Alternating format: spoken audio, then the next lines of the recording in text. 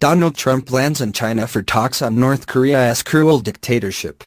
U.S. President Donald Trump arrived in Beijing Wednesday for the critical leg of his Asia tour to drum up an uncompromising, global front against the nuclear weapons ambitions of the cruel dictatorship in North Korea.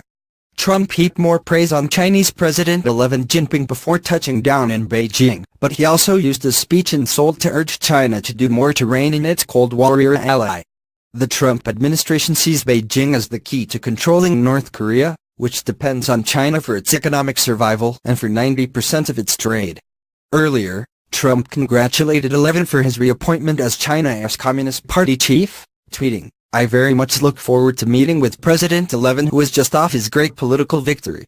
Trump's use of the term political victory for the outcome of last month's Communist Party Congress was seen by analysts as an attempt to mollify Xi before tough talks on trade in North Korea. He is laying it on thick to put Xi in a good mood, because he will have unpleasant things to tell him, said Jean-Pierre Capstan, China politics specialist at Hong Kong Baptist University. After U.S. allies Japan and South Korea gave the red carpet treatment to Trump, Xi will offer him an extravagant state visit plus with a tour of the Forbidden City, a military honor guard and a lavish banquet.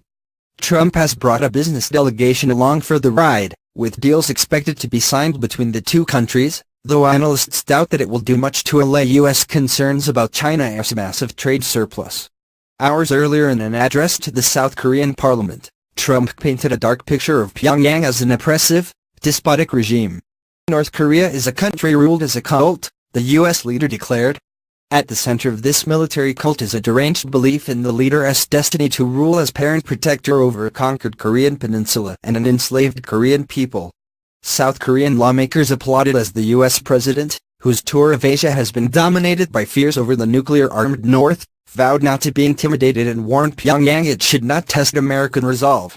The North carried out its sixth, and most powerful, nuclear test in September, and has fired dozens of missiles in recent months. Two have overflown Japan, and Pyongyang says it can mount a nuclear warhead on a rocket with the U.S. mainland within range. "We will not permit America or our allies to be blackmailed or attacked," Trump said. Trump gave a preview of what he will ask Beijing to do regarding North Korea. "You cannot support, you cannot supply, you cannot accept," he said, urging China and Russia to fully implement UN sanctions, downgrade diplomatic ties, and sever all trade and technology ties. At the start of the day, Trump abandoned a surprise visit to the demilitarized zone, DMZ, that divides the two Koreas because of bad weather, leaving him pretty frustrated according to the White House. South Korean President Moon Jae-in, who had flown earlier before fog closed in, was left waiting for him at the border, which bristles with electric fences, minefields and anti-tank barriers.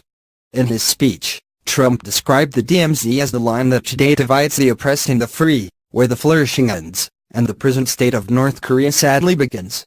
The Kim dynasty has ruled the impoverished, isolated North with an iron fist and pervasive personality cult for 3 generations, showing no tolerance for political dissent.